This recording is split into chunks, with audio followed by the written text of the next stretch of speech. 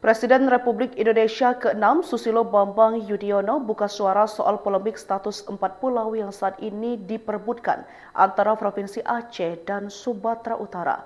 Lewat pesan politik yang disampaikan melalui media sosial, SBY menegaskan bahwa 4 pulau tersebut seharusnya menjadi bagian dari Aceh.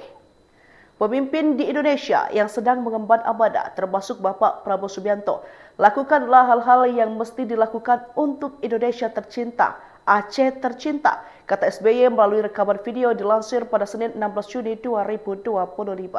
SBY menggarisbawahi bahwa perdamaian Aceh tidak datang dengan sendirinya, melainkan melalui proses panjang dan berliku. Proses panjang mengalami pasang dan surut selama 5 tahun, 2001 hingga 2005. Saya menjadi salah satu pelaku bersama yang lain hadir di ruangan ini, ungkap SBY. Sengketa ini kembali mencuat setelah terbitnya keputusan Menteri Dalam Negeri nomor 300.2.2/2138 tahun 2025 tentang pemberian dan pemutakhiran kode serta data wilayah administrasi pemerintah dan pulau. Dalam Kemendagri yang ditetapkan pada 25 April 2025 tersebut, 4 pulau yang selama ini diklaim oleh Aceh, yakni Pulau Lipan, Pulau Panjang, Pulau Mangkir Besar, dan Pulau Mangkir Kecil, dimasukkan ke dalam wilayah Kabupaten Tapanuli Tengah, Provinsi Sumatera Utara.